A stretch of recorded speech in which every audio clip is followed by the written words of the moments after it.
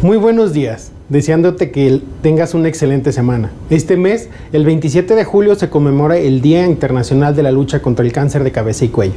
El cáncer de cabeza y cuello afecta al 5% de la población. Es decir, de 100 pacientes que tengan cáncer, 5 van a tener cáncer de cabeza y cuello.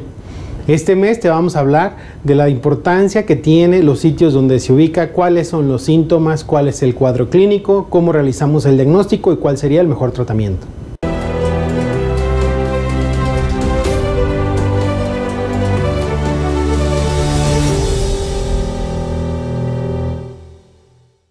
Es importante que recuerdes, siempre utiliza medicamentos originales.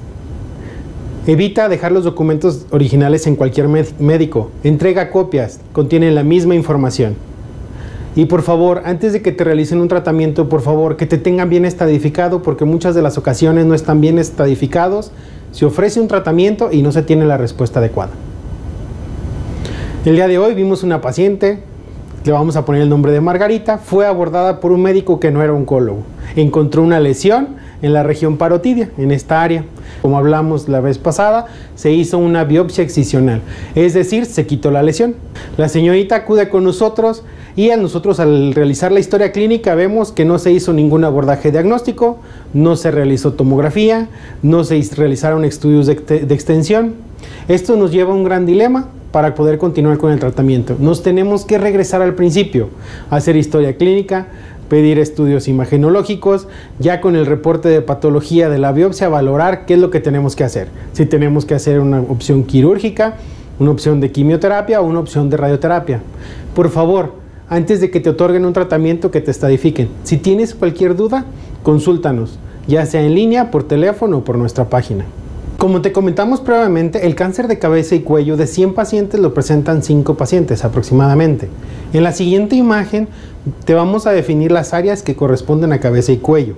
En esta imagen podemos visualizar muy claramente las regiones en el cáncer de cabeza y cuello, lo que son los senos paranasales, de la misma manera nuestra cavidad nasal, nuestra cavidad oral, donde se encuentra también la lengua móvil, nuestras glándulas salivales, y la faringe, la cual se divide en 3 regiones, la nasofaringe, la orofaringe y la hipofaringe, donde se encuentra nuestro órgano de fonación principal, que es la laringe.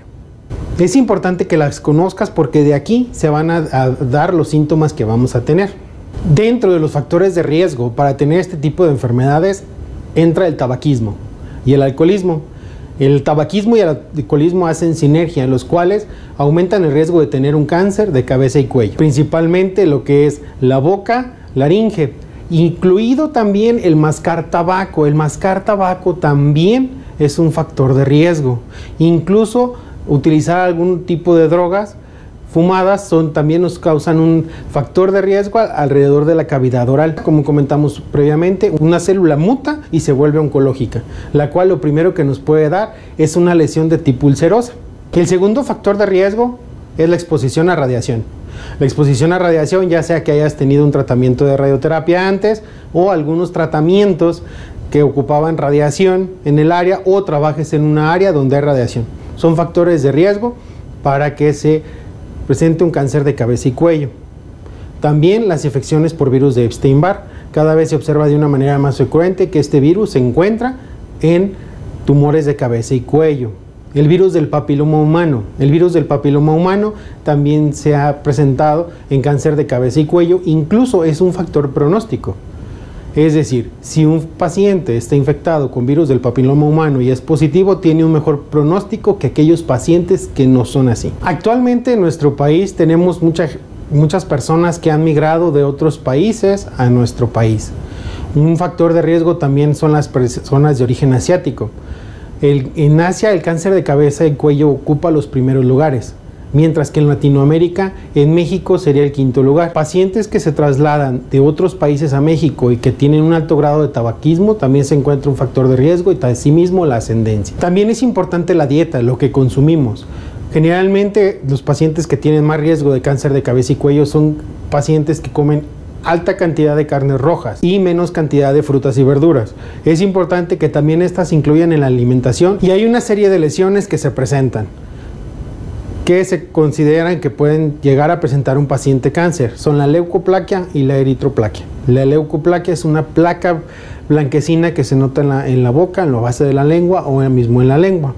De la misma manera, la eritroplaquia es una placa roja que se presenta en la cavidad oral o en la boca. Posterior a esto vamos a hablar de los síntomas. En caso de la cavidad oral se presenta con una nodulación.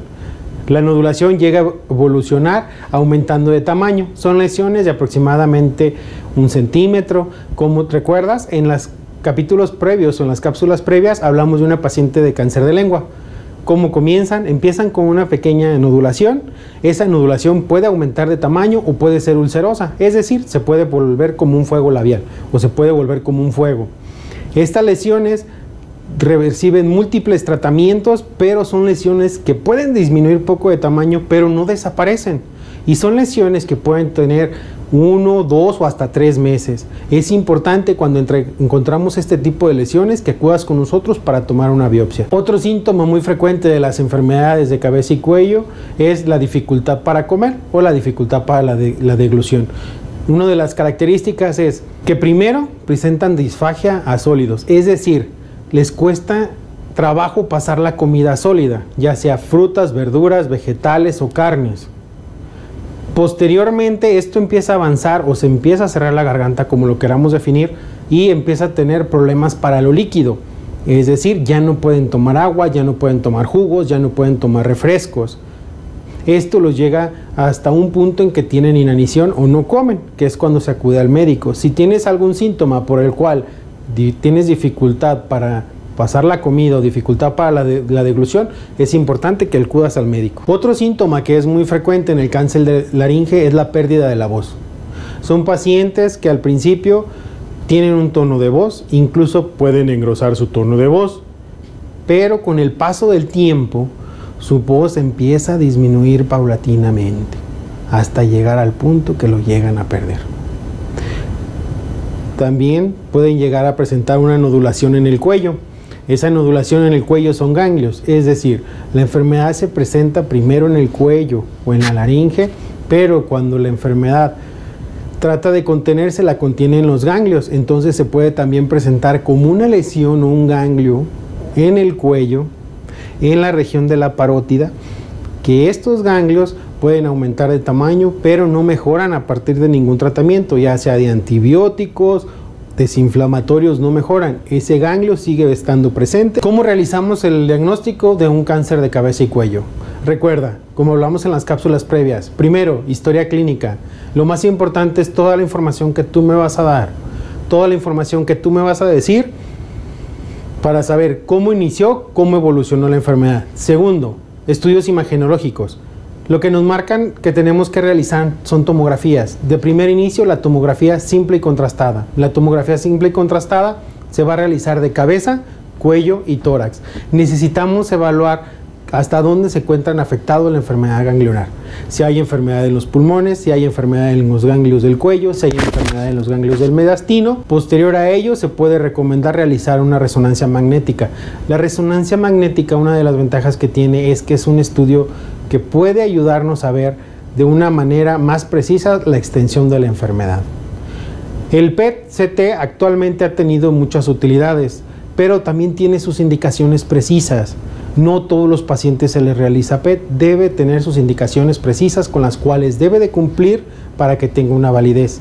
Si después de estos estudios se tuvo una dificultad para estadificar o para diagnosticar, entonces se considera prudente poder realizar un PET. De la misma manera se solicita una endoscopía. La endoscopía muchas de las veces es para ver qué tanto grado de obstrucción se tiene.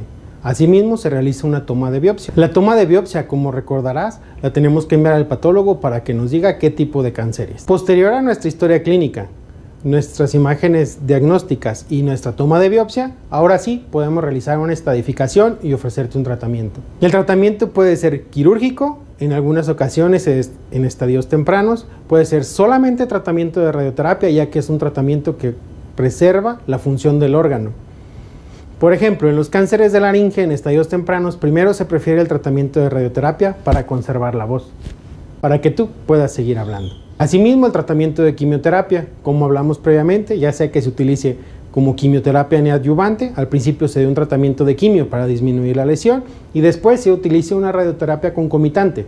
Es decir, el tratamiento de radioterapia más quimioterapia de la mano. ¿Para qué? Para disminuir la lesión tumoral y tener una buena respuesta al tratamiento. Del mismo modo, existen varios factores pronóstico. Como te mencionamos previamente, si tiene afectación por BPH, si este es positivo, tiene mejor pronóstico. Si se realiza un tratamiento quirúrgico, en este tratamiento quirúrgico que los bordes sean negativos. Al ser los bordes negativos, tiene un mejor pronóstico. Si tiene o no afectación ganglionar. Si la lesión es mayor de 2 centímetros. Del mismo modo, si no tiene afectación perineural, linfovascular, tiene un mejor pronóstico. Como pudiste ver, en esta pequeña cápsula te hablamos un poco de los cánceres de cabeza y cuello. Sigue pendiente de nuestra página, el cual te iremos hablando poco a poco algunos de los cánceres más frecuentes de cabeza y cuello. Si algún conocido tiene alguno de estos síntomas, es importante que acudas con un médico certificado. O de la misma manera puedes acudir con nosotros agendando una cita en línea o agendando una cita presencial. Tu salud se encuentra en las mejores manos.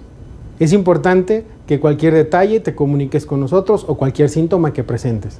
Síguenos en nuestras redes sociales y no olvides visualizar nuestras diversas cápsulas que hemos dejado con el paso del tiempo en YouTube. Puedes revisarlas dándole clic en nuestra página de Facebook, se encuentra el enlace, o puedes ingresar a YouTube. En YouTube solamente nos buscas como Oncología Ornelas y ahí puedes ver nuestro logo y posteriormente ver nuestras cápsulas. Que tengas un excelente día.